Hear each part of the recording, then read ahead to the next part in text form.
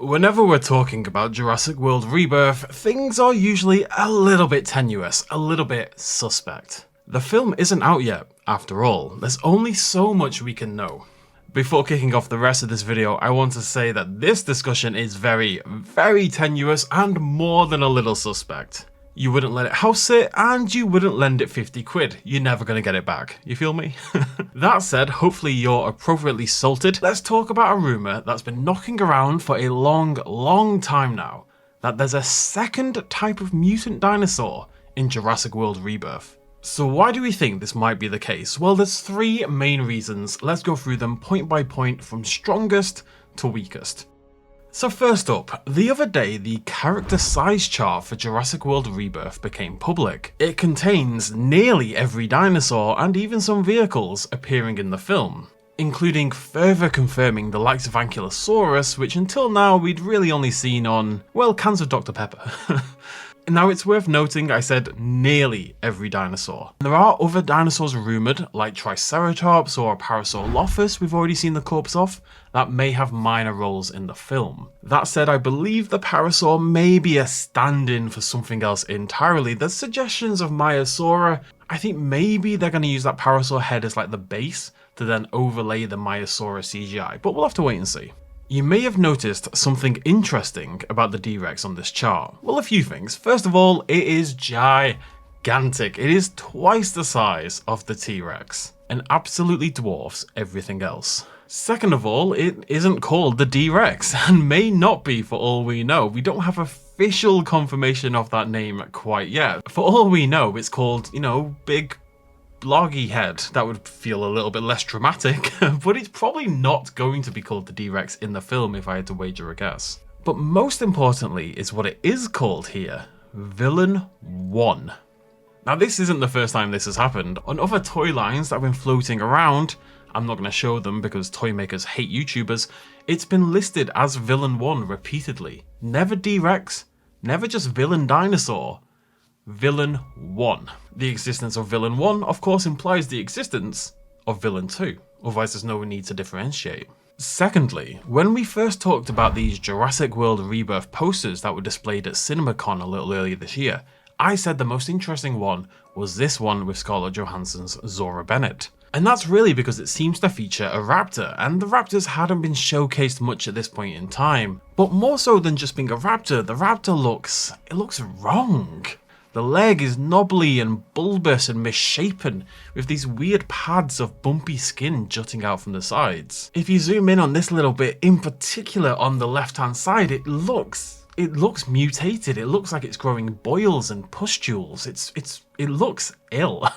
Perhaps even equally damning than that is the sickle claw, that huge curved claw that raptors use to hold onto their prey. Or if you're Alan Grant, you use to mime slashing the belly of a child. That sickle claw is in entirely the wrong spot.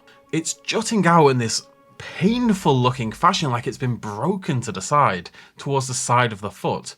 It's not, as it should be, at the front with the other toes. Just look at the difference between the poster positioning and an actual Dromaeosaurid. If we compare it instead to the only render we have so far of the Rebirth Velociraptor, and that comes to us via balloon, weirdly enough, then you can see how different the two are. The official render we have is much slimmer, less knobbled in its texture, lacks that prominent bulbous segment, and of course has the sickle claw in the logical, correct place. These two simply don't look to be the same dinosaur whatsoever.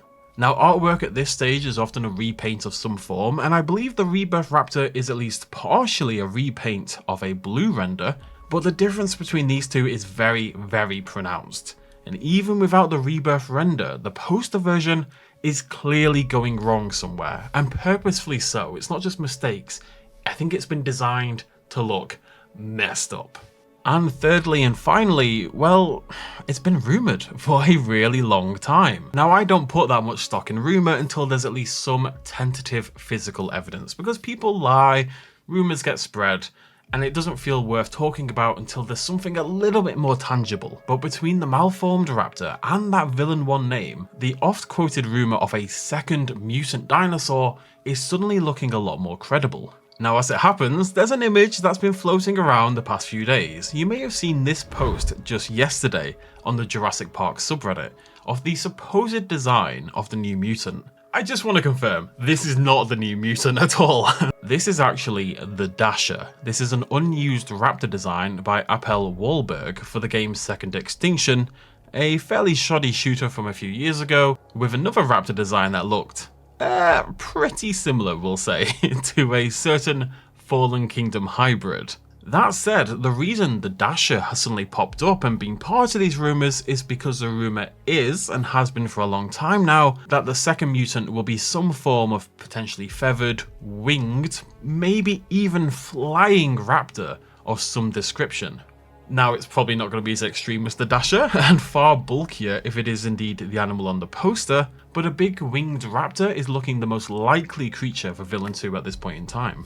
As I say, this is all pretty speculative stuff, but it's not without credence. There is another suggestion also floating around that could possibly also fit, and that is that the second villain dinosaur won't be a mutant dinosaur, but is perhaps simply a fully feathered dromaeosaurid, like say, Utahraptor, a big, chunky dromaeosaurid that could feasibly have a leg similar to the poster, although those little pustules and boily bits, I really think it's probably a mutant, but we'll lean into this just because I've scripted it now.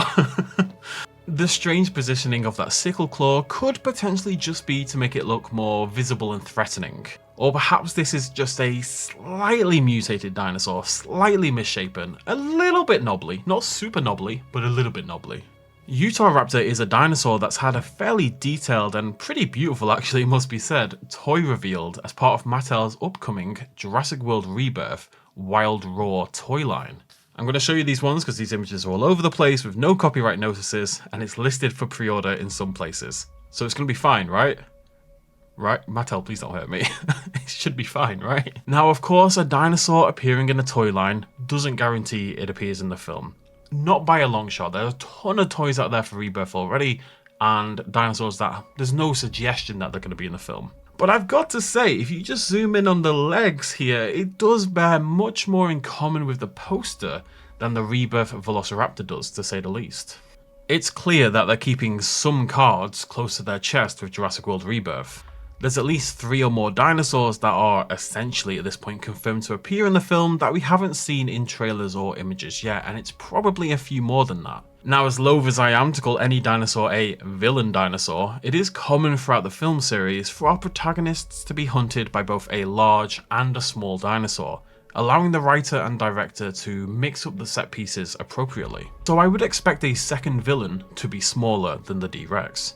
The question then becomes, if that second villain dinosaur was simply a feathered dromaeosaurid, if it was simply a Utahraptor, would they be keeping it so hidden that it doesn't appear in the Lego sets or size charts or merchandise? It is worth noting, the Dr. Pepper cans, the Lego sets, the D-Rex isn't in any of those. The only toys for the D-Rex so far have been slightly leaky ones and the Captive's little silver thing. We haven't really had a proper D-Rex reveal outside of the trailers.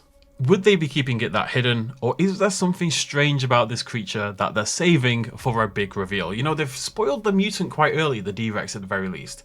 Maybe they want to hold a second one back as another bombshell.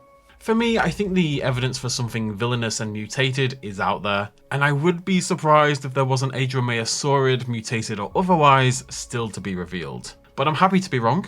Happy to be right, but happy to be wrong as well. I'm not sure I want any prospective villainous raptor to be flying around, as has also been rumoured for a long time, but if I'm being very generous, that would be an interesting way for the series to really broach the lineage from non-avian but fully feathered dinosaurs across things like Archaeopteryx and Microraptor and towards modern avian dinosaurs. I think if you picture it just as like a big Microraptor, it could be cool. I'm kind of coming across to the idea slowly but surely. What do you think? Would you be happy to see this, frankly kind of awesome looking, fully feathered Utahraptor in the film? What if it turned out to instead be a mutant? Properly winged and actually flying raptor instead? Let me know your thoughts, feelings, theories, hopes and dreams in the comment section down below, and subscribe to the channel for the latest news and speculation on Jurassic World Rebirth. Mainly news, I promise, but every now and again. Thank you for joining me. Cheers much as always. Bye-bye.